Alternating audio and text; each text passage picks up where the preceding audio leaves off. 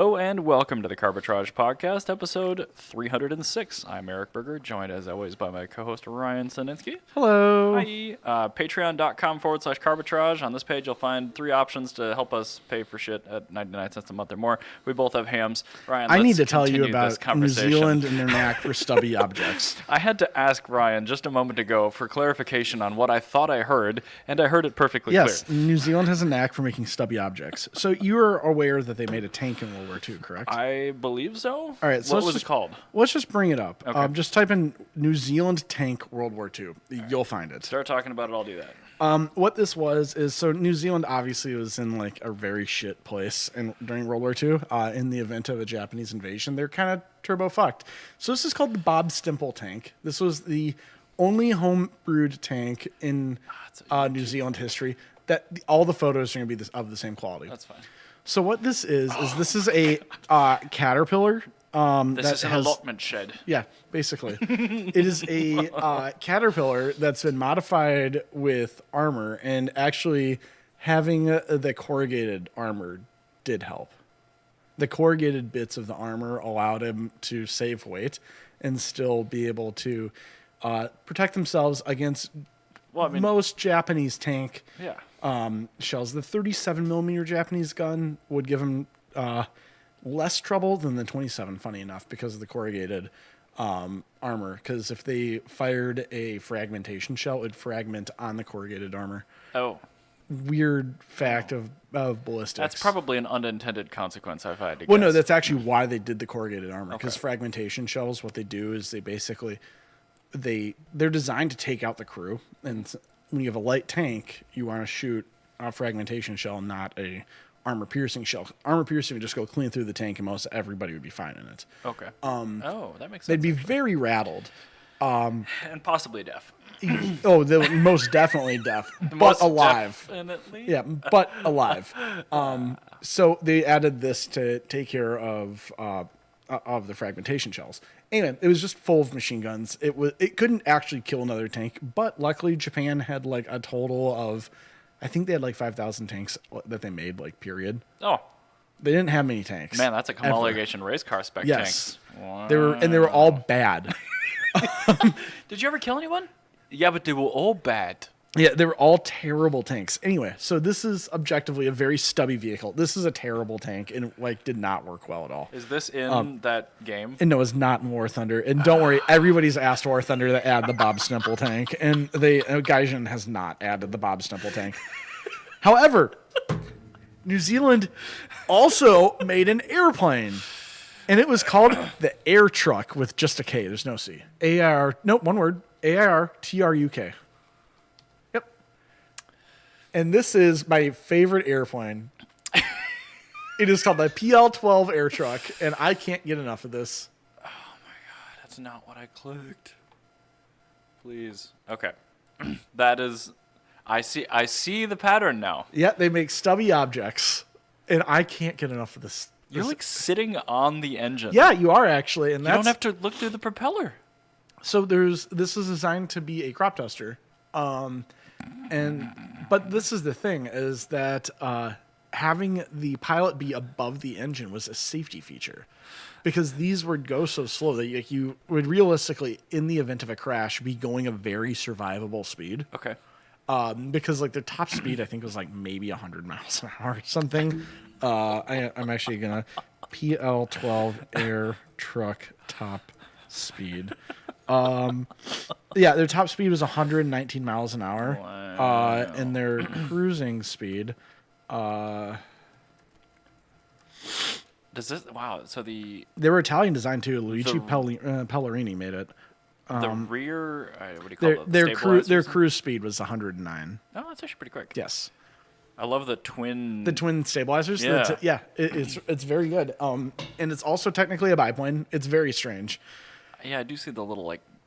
But yeah, so in the event you were to crash, the engine would absorb all of the shock of the impact, and it was a very survivable plane. And the reason they did that is because crop dusters are usually, well, not just drunk, but like you're doing mild aerobatics Yeah, over a farm field. exactly. Like you could very feasibly crash, and a lot of people do die doing crop testing. This has better crumple zones than a Cybertruck. Yes, it does.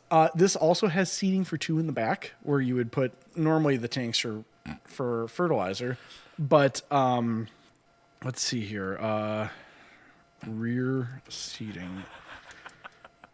So if you look up PL12 air truck rear seating, you can probably find a photo of what the incredible back seat looks like. But basically, yeah, it's got a bench seat that seats 2 facing rearwards. Okay. I don't know if I would like rearwards. Yeah, but- right there. That's pretty cool, actually. That looks like it's a computer generated image, which is just fine. Yep, that's fine. That's very accurate to how it looks. So yeah, you have seating for 2. So you in cannot. the air truck. Oh, okay. So you can actually Yes. see the little view window Yep. here. And so in the event that you have the flaps down, the door is not openable. Okay. So you can't open it unless the flaps are put into flight position. So if in landing mode, you cannot open the door until the plane has landed. Oh. Okay. Very strange. I mean, okay. Also, Okay. what is even more adorable is they tried to get a military contract for these as a medical evacuation plane because it had like a takeoff distance of like 50 feet. Oh, I'm sure. And like it could take off like 30 miles an hour. Like it's actually a very good object for like military use, like theoretically. So if you go and you click on it and you just get out of that photo. And This looks pretty military. no, that's the one from Mad Max because it was also in Mad Max. Okay. Yeah, that's it in Mad Max. Oh, that's funny. And just scroll up and say add medevac. Let's see here. There you go. They made a. Oh, there's an even better one. Look at that one. They're so pure. But anyway, they made a medical evacuation version that could fit a stretcher in it. Okay. And it could. And they found out by making the medical evacuation version with a stretcher, they could just put in another bench seat and seat 5 people, which is, hey, look at that. It's a fire team. And so their idea was for a quick deployment, they could sell these because they're very cheap. Like in bulk, they would be very cheap. They're actually hideously expensive for the civilian market. And that's why they only sold 112 of them. Oh, okay. I was going to say at the time, too, or just now? No, they're out of business now. However, there's a company in China that's considered making them again, which I really want to Chinese be a thing. air trucks. I absolutely want that. But anyway, they were going to sell these to the Australian military for quick deployment of troops. And, like, actually, that's kind of a good idea because if you think about, well, Australia's the main places that they're kind of dropping people off are on, like, on ships and stuff. Mm-hmm. And so you could feasibly land this and take this off from the deck of a cargo ship.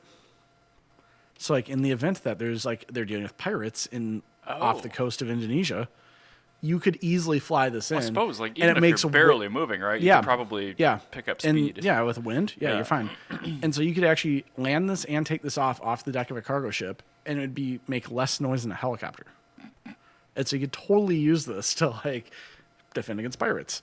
And so, yeah, they ended up not doing that. They ended up using helicopters. The helicopter was like half the price and, like, did the exact same job. Like, a helicopter just existed. However, before they threw in the towel on this, Luigi Pellegrini, the guy that designed it, flew it from Australia to South Africa.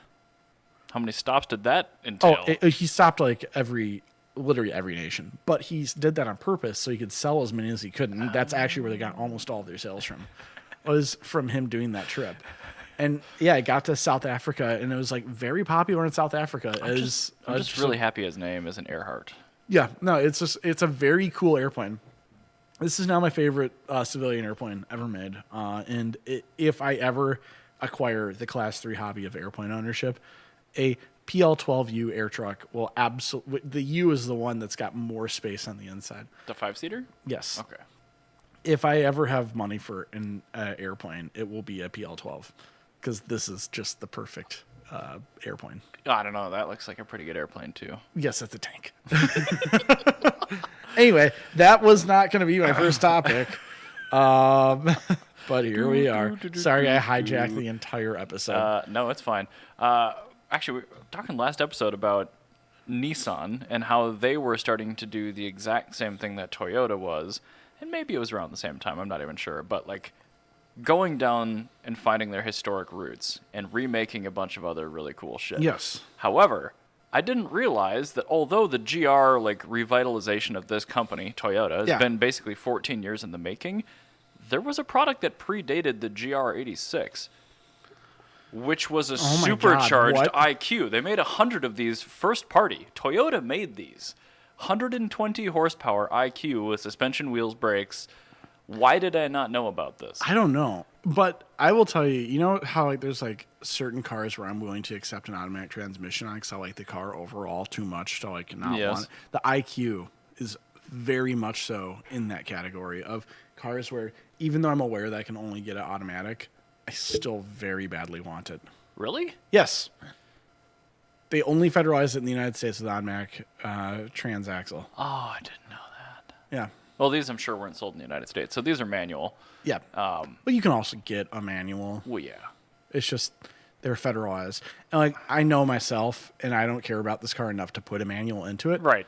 And like also Jana would like to drive it, and she has anxiety, so automatic would be the trick for her. So fair point. I'd be very okay getting like a Scion IQ and like basically making this. Yeah, that's perfect. How did this was over a decade ago? How did we not know? Yeah, no, this should have come here. Absolutely. Like, would you like to save Scion? This is how you save Scion. I don't think there's any. Oh, yeah, there are more photos. It's just a cute little boy. It's at Fuji Speedway. God damn, it's so cool. 2011. What a machine. I love it so much. It's so stubby. It's so GR. It's got like these brake ducty things in the headlights. Yeah, I saw that. Yeah. Yeah, those are very cool. This is a great car. That's a perfect vehicle. There's shockingly little parts interchange, I'm guessing, on the IQ to this. No, it looks totally like it's just they slapped on a body kit. Because if you look, it's just a slapped on body kit. And then it's a supercharger. And it's probably the same engine. And the engine is a 1.5. It's the 1.5 that's in the XB. Very good. That's actually why I wanted that. I'm pretty sure it's a 1. I thought these were 3 cylinders. Is it really a 1NZ FE? 94 horsepower. Oh, it's a 1.3 liter. So it is a Wikipedia Toyota IQ. Let's look here. They are the 1NR FE and the 1NR. Oh, and the FSE. Oh God. That's the supercharged one. The 1NR family. It is a Prius engine, but it is a 4-cylinder. Okay. And yeah, they make like 100 horsepower thereabouts. So the supercharger added 20 horsepower. That's quite a lot. Yeah, so it's a base model Yaris, not in America. Why am I not seeing much on this engine? Beza, Avanza, again a Yaris, a Vitz, Yaris, Subaru Trezia. Okay, so they were available with a 1K RFE as well, which is a 3-cylinder in Europe. Okay. Town Ace. I love that Mazda Bongo. Very good. Mazda Bongo? Yeah. Oh, my Lanta. I'm really Are you familiar with the Bongo? I think we've... In fact, yes. Yes. That's what they call old people in episode. Hiroshima. They get called bongos. I like that. Shut up, you bongo! Yeah, it's great. Like, it's not Boomer, it's Bongo. Like, I love that. And it's named after the minivan they all drive. I know it's it's also in the CHR. That's cool. It's the same engine. A derivative of this engine's in the CHR. Huh. So yeah, I guess it's not a Prius engine. It is its own. It's its own little weird thing. I was wrong. I just assumed. The FXE, I think, is the Atkinson cycle Prius. Well, so the FE, so it's the 1NR is what matters. That's the engine family. Okay, but that's the newer. I'm saying the second gen. I think that was a 1. Yeah, X would be FXE. hybrid. Yes, X means hybrid. I thought that meant Atkinson. Which is hybrid. Okay. Yeah, because they put the Atkinson engines in hybrids. That makes sense. But if you're here, we go. There's a little fun factoid about Toyotas. Their engine names. They will go. So it'll be like 2JZ GTE. Yep. So what that means is 2 is the second generation of the JZ family. GTE, G means Yamaha design cylinder head. Fun fact. That's actually, it does not mean performance. It means specifically Yamaha cylinder head. Correct. T is turbo or twin turbo in the case of the GTE, and E is electronic fuel injection. So that's why all these end with E. FS is supercharged, right? FS is supercharged, yes. So S would be supercharged. Could you have a GS? So Yamaha cylinder head supercharged? No, it'd be a JS. Oh, okay. I think that's what for a G. Yes, the supercharged 4A GE. Oh yeah, the 88 supercharger, that would be the one. That would be a supercharged Yamaha cylinder head Toyota engine. So that was a 4A GSE? Yeah. Okay. So perfect. There you go. Now you Solved. know. I believe they used Z back then. Oh, okay. Yeah, I can see that. GZE? Yeah. Oh, Because they did make some changes in the 80s. S and Z are similar. Anyway, so I'm going to start this next topic off before we click on it and say we're going to go here onto my Robinhood account. And I'll leave the IQ up until we're ready. yes, until we're ready. Because he's so cute. Look at that little guy. It says zero shares here. But what is the... What is that? What is that? VinFast is in the middle. Yes, and VinFast is back in my portfolio. Because VinFast is worth nothing right now. And I'm like, you know what? I put a entirely nominal amount of money that already existed in my Robinhood that was not it was just sitting there doing nothing. I put it in VinFast. Okay. Because they oh boy might bring this here. Oh boy, that looks like an electric Jimny. Is called the VinFast VF3. And so, all right, before I preface why I'm actually excited about this, you know why I like the Mirage and why I say that's the best Mitsubishi product. It's the only car where Mitsubishi's quality control matches their price point. Right? Yeah. And that's a $20,000 car. Well, this is a $12,000 car. And it's electric? Yes, it's a $20,000 electric SUV, 3-door SUV. It's a very small. But it is $20,000 plus the $7,500 rebate, which makes it how do they do that? Is this made in the States? They're considering making this in the States instead of the VF8. Because the VF8's so expensive that it puts them into like a weird price bracket where they actually have to like have quality control and shit. That's out then. But if you're looking at, but this is the thing. This is the correct way to enter the U.S. market as a foreign manufacturer. If your manufacturing isn't up to snuff for American quality control, your price has to match it. Your price absolutely has to, and that's what the Mirage did. And the Mirage kept Mitsubishi afloat when they would have otherwise gone out of business. Yep. Hey, you drive a really cheap car. I do drive a really cheap car. You're very fucking right. And so, anyway, oh my it looks really good, like in rendering. And if this actually gets made, I think that this would be the thing that they should bring here. Because this is a gap in the market. Like, people say they want a Jimny. Would you like an electric Jimny? Because this is your electric Jimny. I mean, yeah. And so I think at a price point of $12,000, like, this is exactly what America would want. Like, steel wheels, mirrors. I would like a 5-door, but yes. But that's the thing is, like, it's $12,000 for a brand new vehicle. Oh my God, look at that dash. The interior actually looks quite good. I know it's just a render, but like, this really gives me what's that really cheap Chinese small car? Crap, I'm blanking.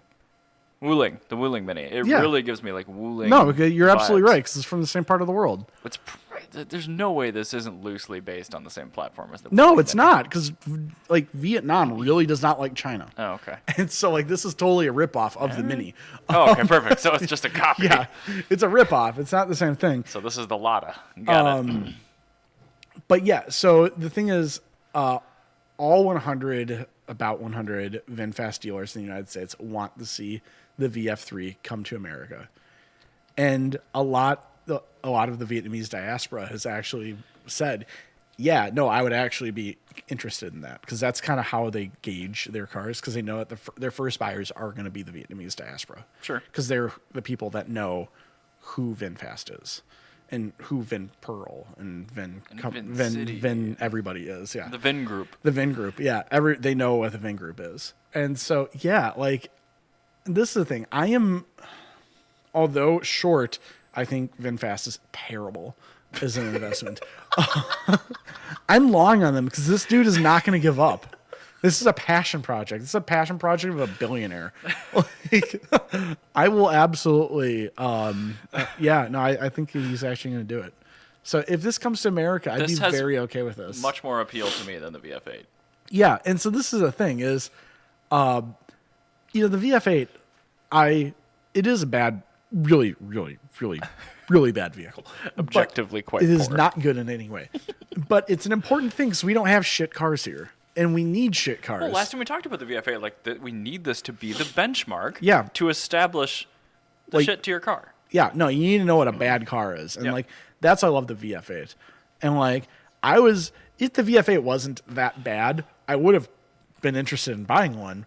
Because I'm like, you know what? No, we need more weird things here. And this is most definitely a weird thing. You would be the person that bought a Renault car in rural North Dakota in the 1970s. I would have. Yeah. That would be me. Yeah. I would absolutely. I'd have 100 of them. Yeah. The dealer just gave me 2 when I bought the one. Yeah, so. They gave me a BOGO deal. Great.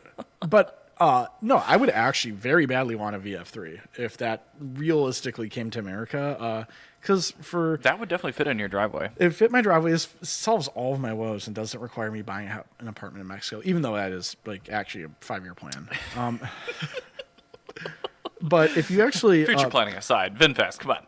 If you actually Control T and look up VinFast VF3, there is a pre-production, a photo of a single pre-production model right there. That's the real one. That's not a render. Oh, boy. I'm kind of here for it. I love that. I really love that a lot. I love how narrow the wheels are. Yeah. Just simple. And that thing is going to have a mechanical parking brake. It's going to be simple. It's going to be a throwback to what made the 90s and 80s cars so good. I want a car yes. with an electric motor. I don't want a computer with wheels. Correct. I want a key. I want an aux jack and a volume knob. I want manual heat controls. Yeah, I want a normal car that is a EV. And that's exactly what this is. And that's why the first gen 500e was so good. It was literally a gas car that they just stuffed an electric motor If you go back, there's another photo. I could go the rear of this and you just get it out of this. And right there. It's 4-lug, which I love. Those are most definitely... Oh, my God, yeah. Look at those stamped steelies. Stamped steel wheels, 5-spoke steel wheels. I'm here for that. Me too. That's a cool truck. I want that. And it fits 2 people. Because that's how many you need for a $1,200 or $12,000 car. Is you need to fit 2 people. You need a Smart that can go off-road. That's what that is. So what they need to do, Vin Group needs to buy some shitty GM factory that's about to go out of business. Oh, they did? Yep. Oh, no, perfect. they have a plant in South Carolina or North Carolina perfect. Already. That's how the VF8... Is it a union plant? No. Oh, it needs to be. Don't worry, because I think that they already had they really don't want to unionize. So God, the intensity in your eyes. They really don't want to. Oh yeah, they I think they were alongside Toyota and everybody else when they may not need to anymore. I can't remember, but I think Scott said that got cut out of the bill at the last moment. So as long as it's made in this country using mostly U.S. source materials. Yeah, and that's the thing is they just need to make it in the U.S. And so, but the thing is, with the UAW deal, all the other not union factories gave everybody a raise because they really didn't want them to unionize. We go, wow, this looks like a pain in our ass. Just give them a raise. Yep. Correct. But yeah, I really am looking forward to this if this comes here. This is, again, a vehicle that I would buy. 100%, no questions asked.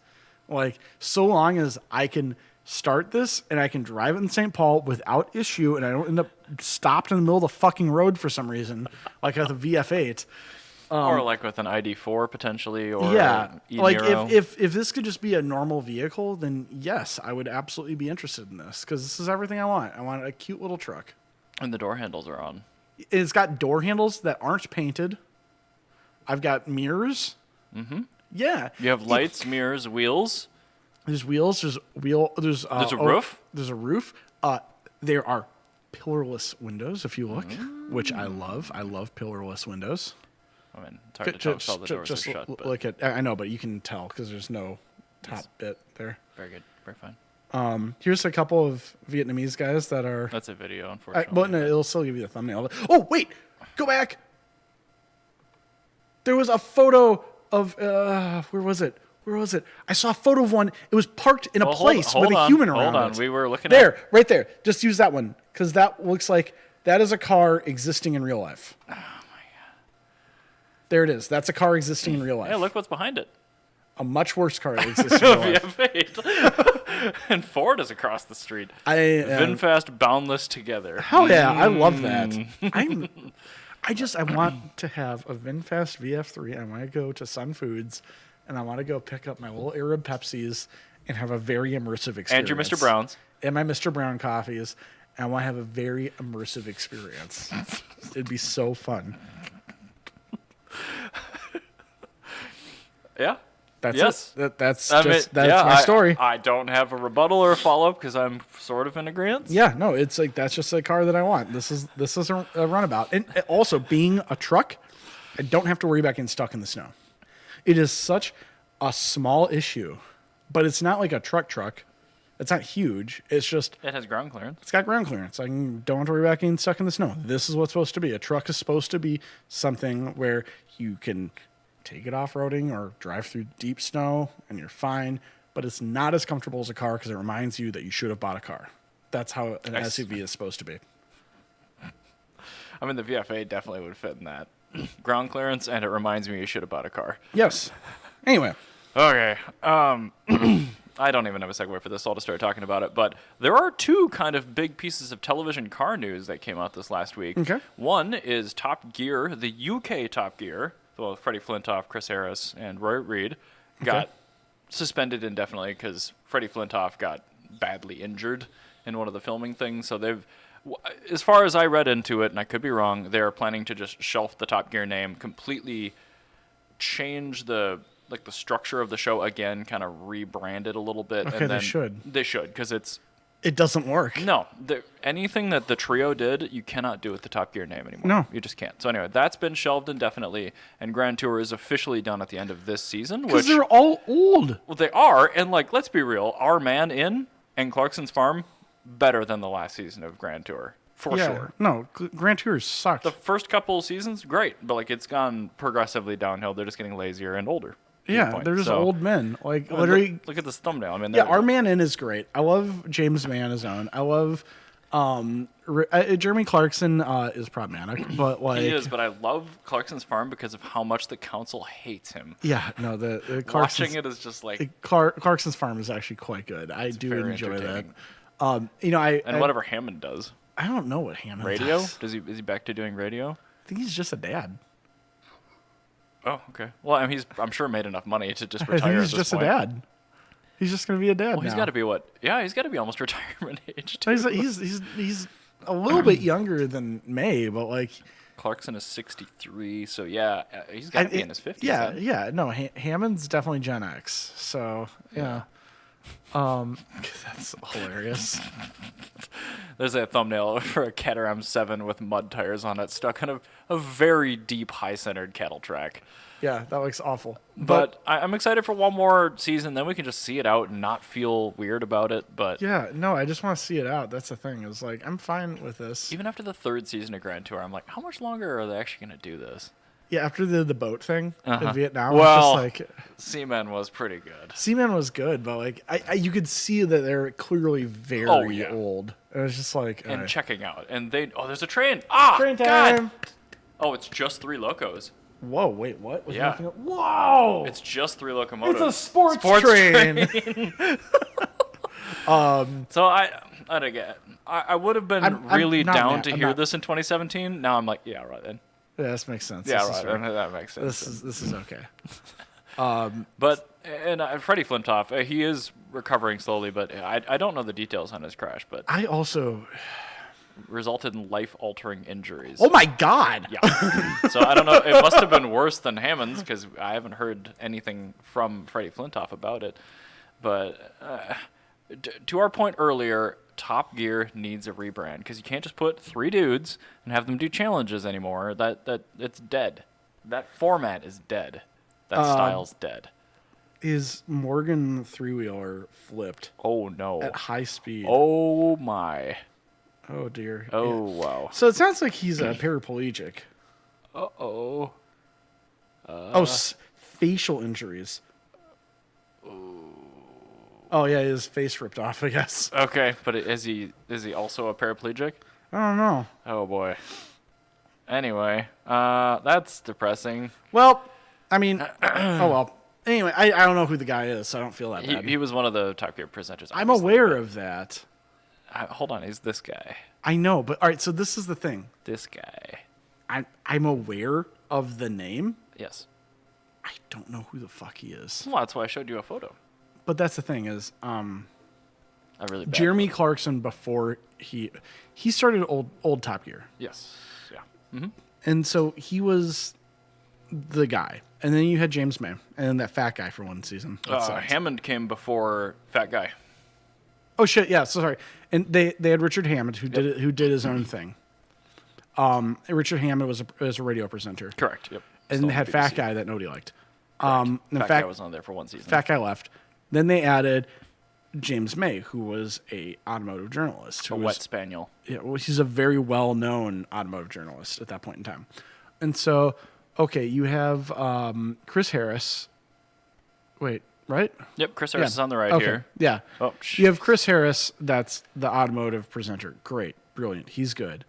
And then you have two people I have no idea who the hell they are. Well, the other one's supposed to be Rory Reid. What the hell? They must have replaced him in the last season. Rory Reid is awesome. Well, see, this is the thing, is that was one of the original ones. They also had Sabine Schmitz. Rip. But like the thing is like it never quite took off because you had like people that were genuinely really good friends and like had rapport outside of the show. Yep. And now you just have three yobs, which is not the same. It's Three good car journalists that don't have chemistry does not make for a good Top Gear. No, like you'd have to have something where it's like they have previous rapport, they actually like each other, and they're good on. If you've ever called TV. the other presenters with your personal phone to their personal phone at midnight to yell at them, yeah, that's going to be a good series. Yeah, and that's the thing is like it's not the same. It's forced, and like that's why like the format just needs to go away. They need to completely start over. I think a really good example of how you do something similar but different would be Best Motoring, which is Kaiichi Tsuchiya, Nob Taniguchi, and Max Cerrito. Well, okay, so Kaiichi Tsuchiya he's the actual father of drift racing. Okay. Nob Taniguchi was one of the best drift racers and actually went from drift racing to Le Mans racing.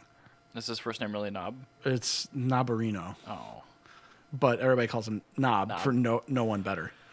That's his nickname. It has a different meaning in my vocabulary. Yes. I like it though. But yeah, this is Nob Taniguchi and then Max Cerrito. And then Max Cerrito. I'm hungry for Doritos now. You know the video of the car at Ibisu circuit that's flying through the air, lands, and continues drifting? No.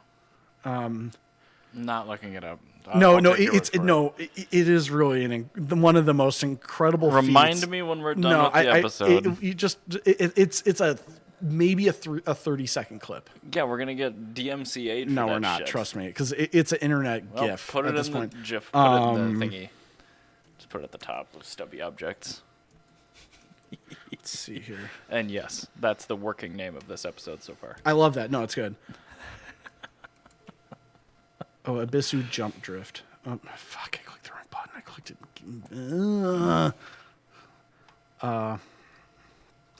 Hang on, is this the GIF? Hold on, it's 36 seconds. It's this one. Yeah, put it in mute. Just mute it immediately. I don't have premium on this? Oh, God. Or ad blocker, because YouTube's I have premium, so I don't care, but like not on this account. Oof. Well, at least you're going to have only one ad. So for a 36-second clip that's probably going to get this thing DMCA'd? No, it's really not. Like, all right, so you'll see him come through here. All right, audio listeners, you're going to have to go over to the video podcast and on then YouTube. That. Jesus. So you see that the car was off the ground when he started that drift?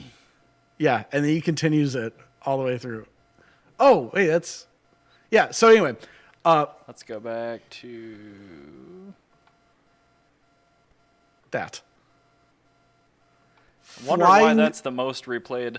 Yeah, it's incredible. What if that's his home circuit? Anyway, it's one of the most incredible pieces of like drifting history. Yeah, I have to say driving. Yeah, that's incredible, and then continues it through. So yeah, that's one of the guys that's on. But anyway, so what they've done is they have a show where basically they take Japanese tuning companies, and the tuning companies bring their cars for these 3 race car drivers to race them. Okay. And they'll have like fully built cars from the tuners? Yes. Oh, okay. Like you'll have like a Spoon tuned Civic. Nice. Versus a Mugen tuned Civic. Oh. Versus a Seeker tuned Civic. Something like that. Or they'll race like a bunch of GR86 tuned cars versus Kaiichi Sachia's AE86. And to see who would actually be able to have the fastest car. Okay. It's a really great series. It's been on since the 80s. Oh my God. With different presenters. But the thing is when they bring in a new presenter, they make sure that the presenter has rapport with the other two. So it's not just you have random people. Write down a list of the 50 people that you dialogue with on an average week. And basically, then they circle the people that are in common. Basically. Well, what they do is they will, Kaiichi Sachiya and Nob Taniguchi are the two that have been there for like 20 years. Nob. I know, right? They've been there for like 20 years. Actually, Kaiichi's been there since the 90s. There's like old best motorings from like when the EK Civic first was revealed, and they're racing a stock EK SIR versus a stock EG SIR to see if so they're EK definitely is, bongos then. Yeah, yeah, exactly. But anyway, the thing is they have a natural rapport with each other. Yeah. And when you bring people to them, you don't try to repeat what they're doing with other people. Right. And that's where the BBC is really missing the boat here, is they're trying to recreate something that cannot be recreated. Correct. They need to have completely a different format. Well, their YouTube stuff, I think, is still quite good for Top Gear because it's just one person doing the review the entire time. And it has no other people in dialogue with it because it just seems too forced. Yeah, and I think that's the most important thing. It's like what they did is when they got rid of the trio, they got rid of Top Gear. Correct. And people said that at the time. And they're still say that. Still nobody. Correct. It's been almost 10 years of nobody watching your fucking show. And that's one of those things too. Is like I was excited, genuinely, all the time for the Top Gear to finally launch. I'd go on the torrent sites because I I remember you go to Street Fighter and watch an episode in 10-minute segments. You'd have to queue up 6 videos to watch it in 480p. It was great. It was always shitty when the 5th segment was missing too. Yeah, you bastards. Yeah, exactly. Or it was the 5th segment was mistitled. It was actually the 3rd segment. But anyway, that's the thing. Is Street people Fighter, actually cared. God. Nobody has given a shit about Top Gear like that. Anyway, I got a question. Sure. What percentage of new cars sold in Mexico were Chinese, do you think, in the year 2023? China, by the way, I did not actually see this. So China did not sell. They did not sell more than 100 cars in Mexico prior to the year 2016. Okay. So that's just for reference how new they are to have official presence in the market. I would imagine a good number, mainly because of shipping that's already going to Cuba and the fact that Mexico is so close to that. And these are brand new cars, by the way. Oh, okay. Well, still, I think most of the shit that Cuba buys is Chinese now because it's cheap and they can actually get it with no sanctions. I would say on percentage in new cars sold in Mexico right now that are Chinese, 12? Nope. Higher or lower? Higher. Really? Yep. 30. Not quite that high. Okay, 25. 20%. Okay. That's a lot. Especially considering 2016, it was 100 units. Less than 100 units in total because they had no official. 1 in 5 cars sold in Mexico is Chinese branded and made in China and then brought to Mexico. Okay. And the thing is, it's because China makes good cars. Now? Yeah. In 2016, I mean, they did. In Top Gear tested them, they were fine. They were passable, but It was a great looking car that had like what was it, a 20-year-old Alfa Romeo 4-cylinder and a 3-speed auto. Yeah, like that's fine for a normal person. Okay, you have to understand these are not like car enthusiasts. This is like abuelas and like bakers and stuff and like dentists driving them. Give me freedom or give me bingo, sir. Yeah, exactly. And so this is the thing, is that in a world where you don't have U.S. trade regulations and stupid politics getting in the way, and you just have a car being sold as an objective. Hey, can I buy that? Yeah. Yeah, it looks like it's got turn signals. Yeah, exactly. Even that you don't really need. In a world where you can buy a car because you want it, China sells 1 in 5 cars. Because they make good cars, like good normal cars. Like, would you like a good normal cheap car? Yes, I'd like a good normal cheap car. I don't want something fancy for my daily driver. This is the Peradua Pacific Rimmer and exactly. Yeah, syndrome. Exactly. Like, I just want a cheap good car. Yeah, and that's exactly what China is doing in Mexico, and I'm absolutely here for it. Like, this is great. Like, that's a BYD right there. That's being operated as a taxi. And those aren't yet sold here, but will be very shortly. Yeah, and I think this is the thing, is that the United States automotive industry, instead of making better vehicles, uses the government to regulate against their competition. They don't make better objects. This is why American cars are only sold in America. There's a reason you don't buy a Buick in Poland. Buicks sell really well in China. They do. Yes, because they're designed for the Chinese market. Correct, and it shows. Yeah, and that's the ones we get here. But like the thing is like you're not going to go and buy a Buick LeSabre in Poland because nobody wants it. It's not a good car. Well, there's like very expensive. People that it's like the Germans that buy a Dodge Ram. Yeah, exactly. Those. But like that's not a substantial. Correct. Yeah. But this is the thing: is that America, we've always done this. We always will. It's very fucking dumb. But that's us. Yeah. That checks out. Instead of just making a better object, we tell people that they can't buy the good object available elsewhere. And you're right, unfortunately. Well, not unfortunate. I'm not saying it's unfortunate that you're right, but like your points are good, and that is, I believe, the reason. That's exactly the only reason why. Like everyone's political system is broken. Ours is broken in a specific way. We're greasing the wheels of justice and having super PACs and all these influencers. Well, it's been before that, though, because the chicken tax is in the 60s. True. This has been a thing in America forever. Like, the fact that, like, the New Deal was a big deal because it was just things that we should have done and that every other country had done at that point in time, like, that's ridiculous. And the fact that, like, that Teddy Roosevelt got big for busting monopolies and trusts. Like, that shouldn't be a thing. Corporations aren't fucking people. Oh, they're not going to vote for you. Well, they're going to give you money to get people to vote for you. But the fact that China now owns our country, they do. Yeah, they do. They should be able to make BYDs happen here. I just genuine when it comes to buying a product sold in this country, I don't give a shit where it's made. I want it to be sold. It doesn't matter anymore. I want it to be sold on its merits.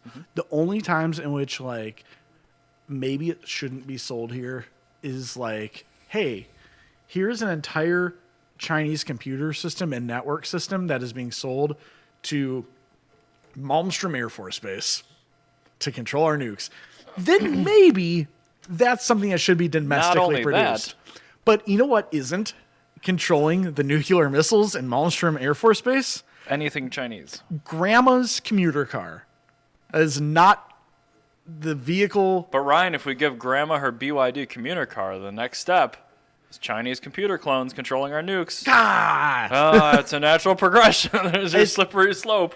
It's really, really dumb. And they say it is to protect jobs, but like... Actually, the amount of onshoring that's happening right now, it's tremendous because the cost of labor in mainland China is not that different than it is here right now. And they say it's to protect our jobs. Well, we do plenty of things that don't protect our jobs as well. Like during the Bush administration, we spent all of our time offshoring everything. Oh my God. And so, like, those are the same people the same political party that said, oh, we don't want to have, we don't want Chinese cars to be sold here because we don't want to have to compete against them. Well, you're going to have to compete against them in fucking other markets. Every other market in the world. I was going to say, you export all your shit platforms. The vast majority of humans in the world are still going to be affected by this other product existing. Maybe instead of insulating our small little tiny market in a globalized society. I was going to say, before the internet that worked. Yeah. Now it doesn't. Like in like 1950, sure, that worked. Look how much better American cars have gotten since 1997, when the internet became common in homes. Yeah. And people even could research. when we were in high school, when every single person was our age stopped caring about Corvettes and we were all collectively like, we want Skylines. Like, that made cars better. Yep. And now they are better. So yeah, I don't want your C4. I want a 300ZX. Yeah, V8. it's like there are ways to. I think the best way that like we are protecting jobs in our country regarding imported vehicles is our tax credit for EVs, where it's like if it's made in America, then you get a tax credit. The United States specifically. Yeah, but like the thing is like it also doesn't make it illegal to own a BMW i3 made in Germany. Like. It should not be illegal. I shouldn't have to buy a house in Mexico to have a Suzuki Jimny. But here we are. If I import a vehicle, and as long as it meets emissions regulations and doesn't hurt other people, then it's fine. Yeah, I could see like crash safety is like, well, we use this governing body. I'm like, well, this country uses a different one, and you sell that car there too, and it's fine there.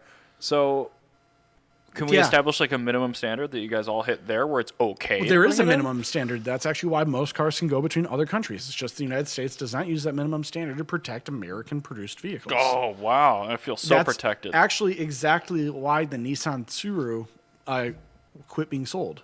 Because Nissan was actually being mandated by this international governing body to stop selling the car because it didn't hit their minimum crash test ratings. That was the Sentra, right? The old one? Yeah. Okay. Because it finally got a 0. And this is called NCAP. Okay. And so they got a 0 on their crash test rating, and they were told to stop selling it. And the reason they were told to stop selling it is they're going to start scrutinizing every single car they make closer while that car was being produced. And that's how it worked. Perfect. They got rid of the shitty car. Well, shitty, quote unquote. But like, the unsafe vehicle. Yeah, but the thing is that they, again, because that car was being sold there, because everybody else followed that crash test standard, you could still go buy a Tsuru and drive it to Chile and register it in Chile, as long as you got across the Darien Gap. But like, that's the thing. Is like, I just think it's just so stupid that I can't get these Chinese cars. Like, I should be able to buy a bad vehicle. Like, stopping me from making a bad decision. Our import laws do need to change. Yeah, and our import laws are purely the effect of lobbyists, because it was the National Automotive Dealer Association that made the 25-year rule. They literally, it was written because Mercedes wasn't able to sell cars that people wanted because of our stupid headlights, the Euro front ends and stuff. Yeah. Mm-hmm. Yeah, and so people just go and buy a Euro car and gray market it. Yeah. Exactly, that's how it happened. So, I just think you should still be able to gray market car. It's that's gonna be such a small fragment of the public. Seriously, make it really expensive, then it's fine. Yeah, or even it's just already a big pain in the ass. Like it's $3,000 to like. Not true. As long as it's a pain in the ass, people aren't gonna. It's going to be a pain in the ass. Yeah. Well, even if you have like independent importers like in the 1950s, like, so in the 1950s, you could buy Citroën here, wherever you wanted, even if they didn't sell it here. Oh, they sold a ton of Deus they were, here. But there were private dealerships that sold imported cars. And when they said this sort of stigma of imported cars came from, is they were imported from countries in which didn't have dealer networks. So if you wanted, say, like a Talbot Simca, like some very strange European car that's not sold in America, you're not going to have a dealership. I really want to hit that, but I think that car's too new. It is a 50s car. But if you wanted a Talbot Simca, you could bring a Talbot Simca here. It would be awful in every sense of the word to own here, and you would likely not survive any sort of crash against an American vehicle. And when it breaks, you will not have any part support. But that's your fucking problem. You still bought the car. Mm-hmm. So that's your thing. And it was fine.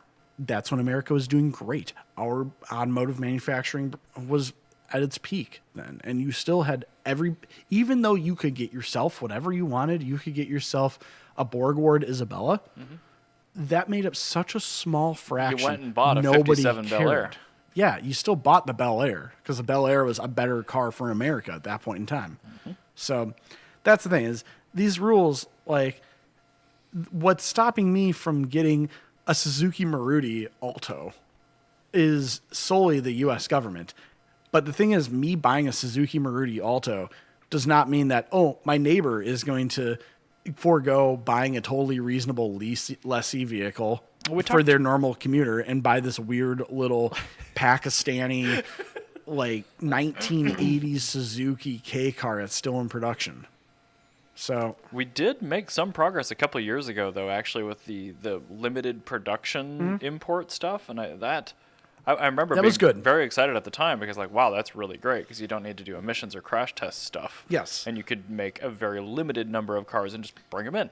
Yeah, so you could bring Paganis and stuff like that. But but I would like it if like that same number of cars was allowed for stuff like this even.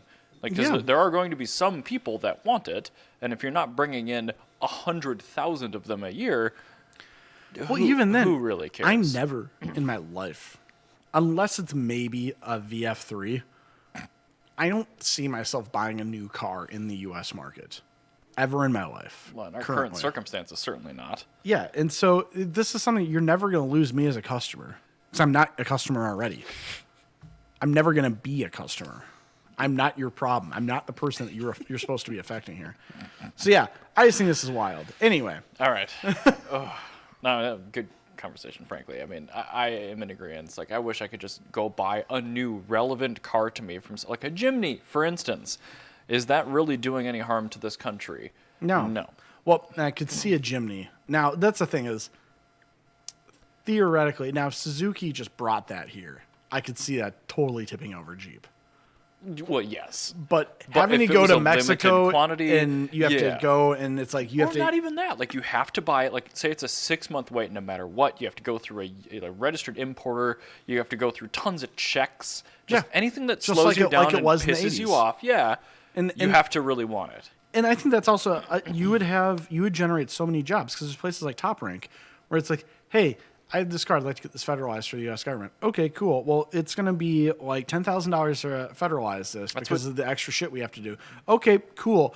Once it's federalized, we can also take all this shit off, but this is a hoop you have to jump through. That's fine because that creates jobs. That's a disincentive. I can still buy my fucking car. And that's what dealers can start to do because you know what they are now? They're irrelevant because most people buy their shit online. Anyway, I want to talk about Hyundai Kia making less reliable engines than BMW. I know that's very hard to read. No, this is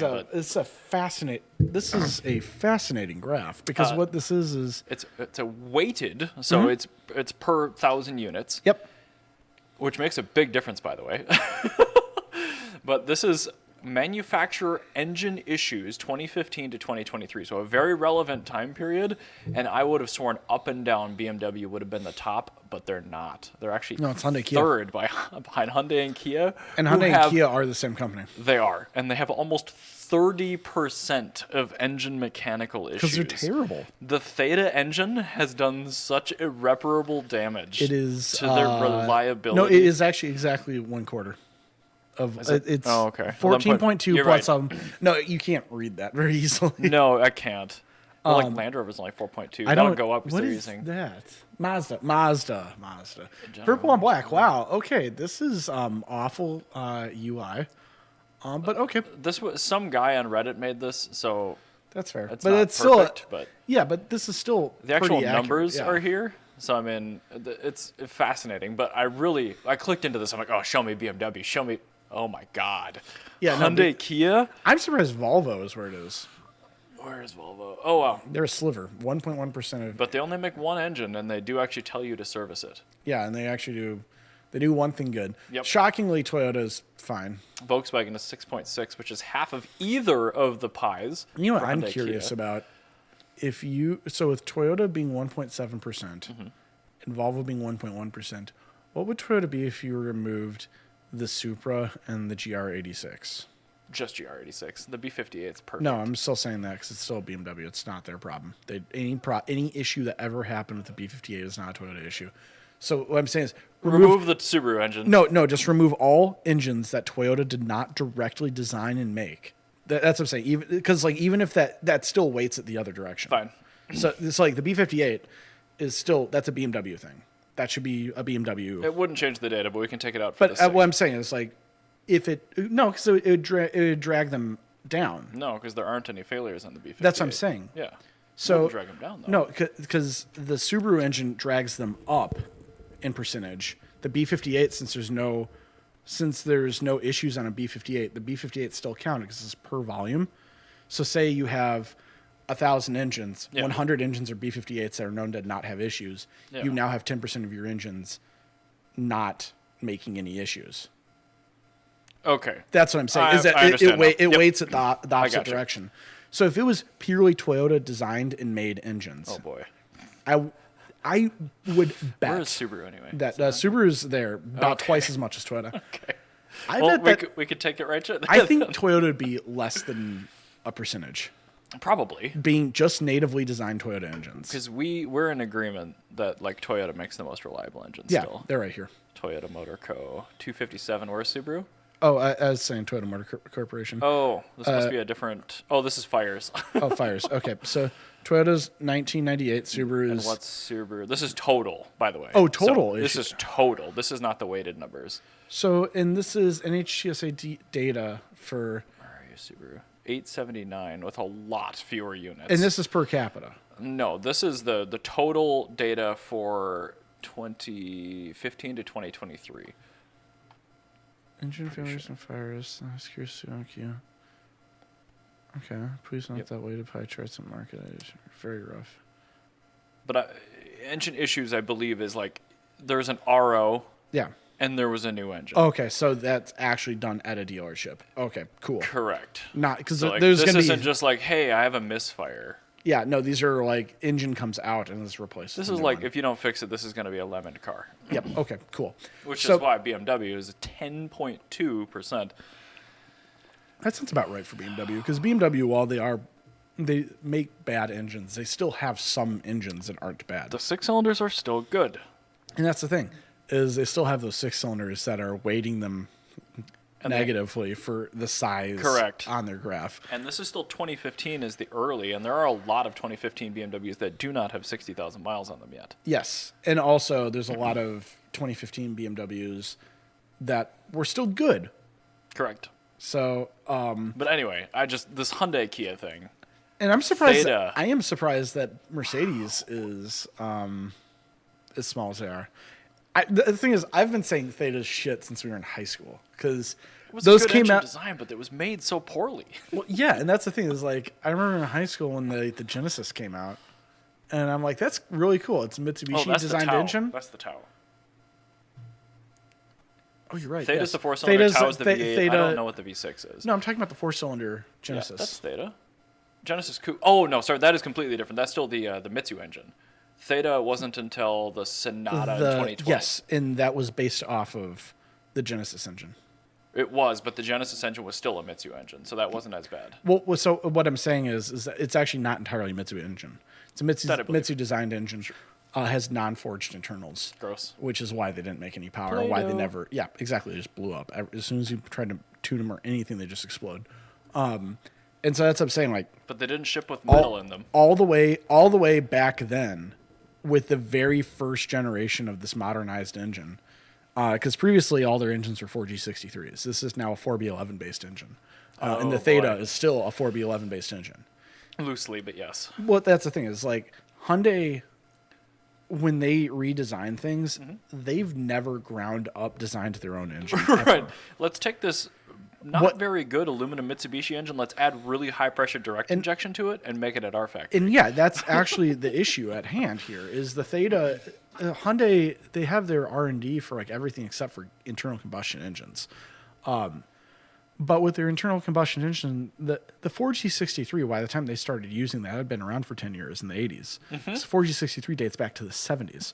The 4G engine indeed has quite a yeah, and they've had a lot of time pedigree. to figure out everything. They figured out every single issue it was ever on a 4G, and that's exactly what they did. Most manufacturers do. Yeah, and so Not Jeep, by the but time most. that Hyundai Kia got the 4G engines, they've been ironed out. Now Kia and Hyundai, they just need to figure out how to make them cheaper. And so they had a lot of headroom to make it cheaper. With the Theta engine, they don't have that headroom. With the Theta engine, they have a brand new product where nobody knows what the fuck the problem is. Mitsubishi, if you look here, already takes up more than about 3 times as much space as Toyota would. Is that 3% Mitsubishi? Yeah, it's 3% for Mitsubishi. They take up slightly less space than Nissan, but Nissan has always been bad, and nobody will tell me otherwise. I will die on the hill that Nissan's always made shit cars. Even the ones I like are bad. Which is part of the reason why we like them. No, I'm willing to. This is the thing: is a lot of car enthusiasts live in a bubble where they say, "No, that my thing is entirely flawless." I used to live in that bubble. I did that in high school, and I'm like, "Yeah, I love Honda engines. They're perfect engines." They're not, because I grew up.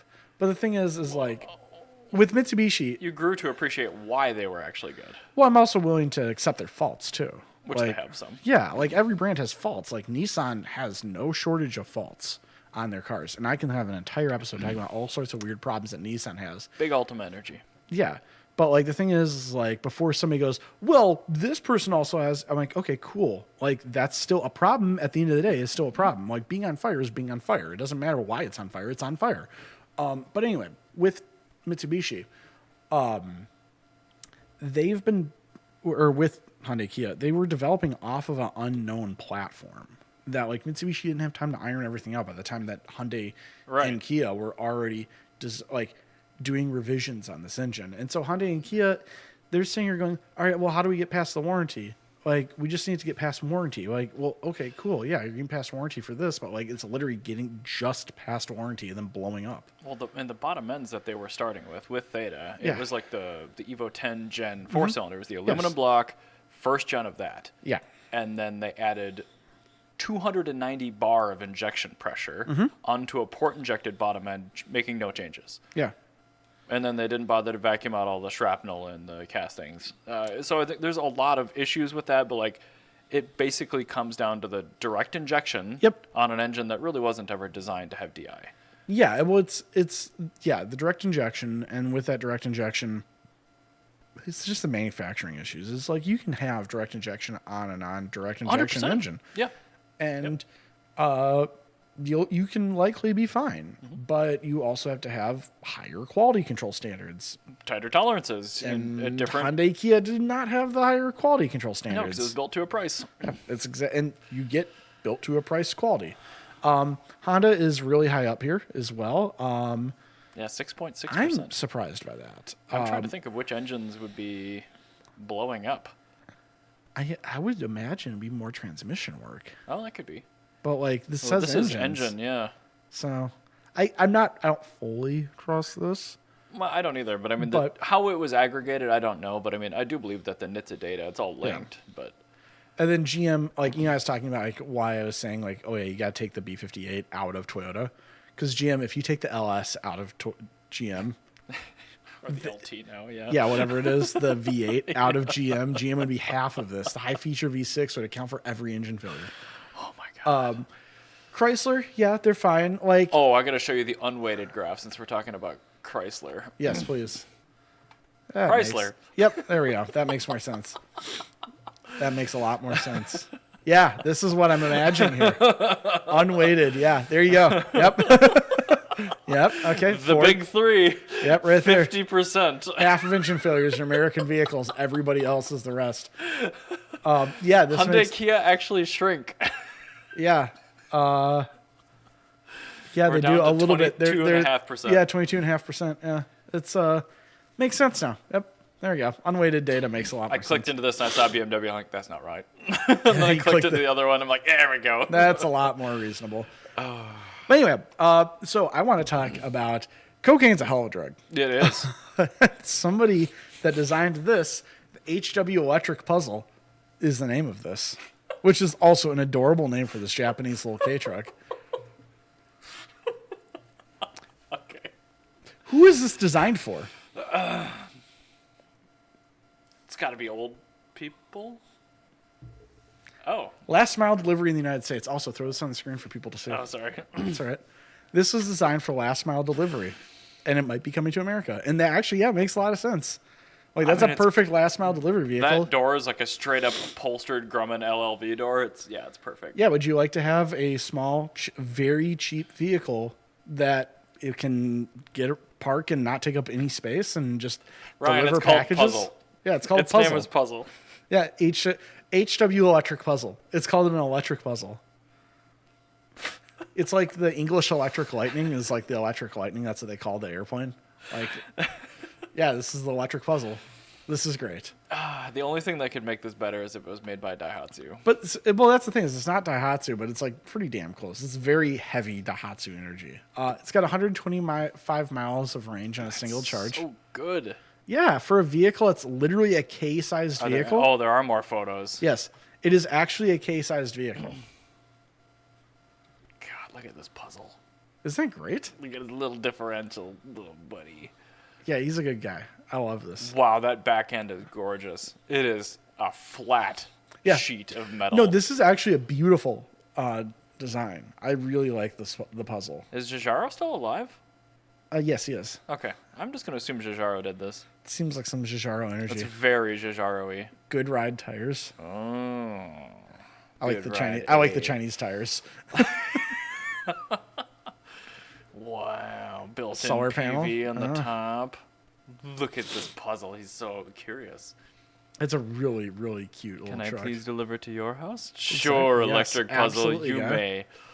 Wow. That is very spacious. Yeah, that's great. Wow. Oh, if you go back, notice the USB charger that's just like on the side for like if you have to put a refrigerator in there or something.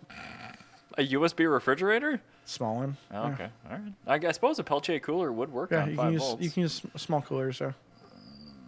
Look at him just doing it. It's got one big boy wiper. Look how happy that old man is in there. He is smiling. How can you not? Look at him. I would smile. The company memo went out. Here's the puzzle. We need somebody to drive it for our photo shoot. It's a lottery. This man wins. Yeah. Just like slowly and silently cracks from a scowl to a grin. He gets to drive it and sticker himself. It's cute as hell. I'm absolutely a fan of this. Like, this is a great delivery vehicle. And it's, as long as they don't ruin the face, it's got like the Honda E headlights where you get so much charisma out of it. Actually, those aren't even headlights. Those are literally running lights. Yeah, no, the headlights are down there. I was going to say, this is a Phantom. Yeah, this is, it's really cool. And I think... Oh, the Electro puzzle. Oh, boy. So the plan to start deliveries in 2025 at some point, and they're going to have more details in coming months. But it's 133 inches long, 58 inches wide, typical K-car dimensions, I guess. It has a load capacity of 770 pounds. That's enough. That's the thing is very high, but I mean, also it's going to be delivering packages and but look at what Americans buy. Yeah, but how many people in Brooklyn are buying fucking kegs of uranium? Well, even think of I don't know. Product is heavy. But that's the thing. 770 pounds. It should be okay. I think you're gonna be fine, given the size of this vehicle and like what a single person is gonna be able to do with it. And the American propensity to overload the shit out of their vehicle. Perfect. Yeah, this is fine. So. God, look how angular those door handles are. Yeah, I'm really excited about this. This is a good delivery vehicle, and also just kind of a cute little guy. Like. Kind of. He's adorable. No, he's just like this would be a good just car. Like, do you deliver DoorDash? Do you want an electric vehicle? There you go. Do you want it to be also something that you are happy with people seeing you in? Yep, that's it. Do you want it also to be cheap? And you know what you could do? I bet you could probably, the HWE could probably put in like a rear bench seat and seat 5. Oh, 100%. Easily. They're going to make a people hauling version of this. Actually, better than a rear bench seat. This would be really good with Troopy style side folding seats. Oh, yeah. That'd be really cool. Troopy. Wow. I would love a HWE Troopy. So, an electro puzzle Troopy? A Troopy HW electro Troopy. Yes. Oh, my God. There you go. Wow. Well, Great vehicle. On that very I love that. Troopy note. We will see you next time. Bye-bye. Bye, everybody.